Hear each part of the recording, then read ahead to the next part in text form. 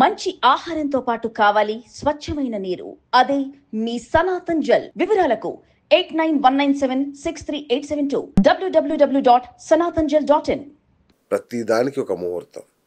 ఇంతగా జ్యోతిష్యాన్ని నమ్మాలా? ఇంత అవసరం ఉందా? అసలు జ్యోతిష్య ప్రభావం మనిషి మీద ఇంత ఉంటుందా? 100కి 200% ఉంటుందండి.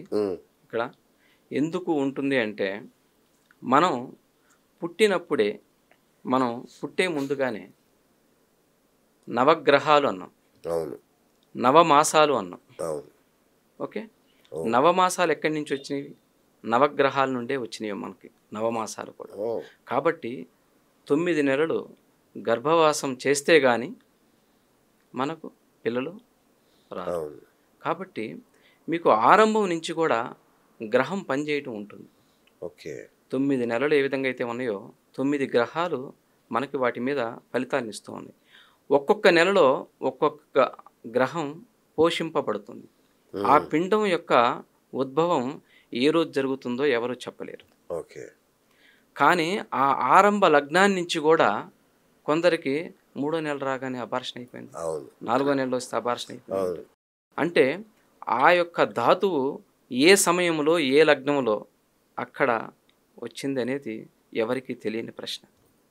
కాబట్టి అక్కడ నుంచి ఆ లగ్నం నుండి గ్రహాలు పనిచేయటం మొదలు పెడుతుంది.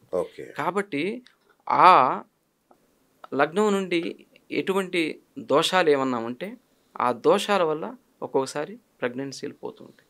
Okay, okay. అదే మంచి లగ్నం అయితే మంచిగా ఉంటుంది, గ్రహస్థితి బాగుంటే సంపూర్ణంగా ఉంటారు. కాబట్టి మనం పుట్టే ముందుగానే మన లగ్నం డిసైడ్ అవుతుంది, గర్భంలోనే మన లగ్నం డిసైడ్ అవుతుంది. తరువాత భూమి మీదకి వచ్చిన తర్వాత అసలైన గ్రహస్థితి యొక్క ఫలితాలు మనల్ని పరిపాలించడం, వాటి ప్రభావం పూర్తి స్థాయిలో ఉంటుంది. కాబట్టి గ్రహాలు మనం చేసుకున్న కర్మానుసారంగానే గ్రహాలు ఫలితాలను ఇస్తున్నవి.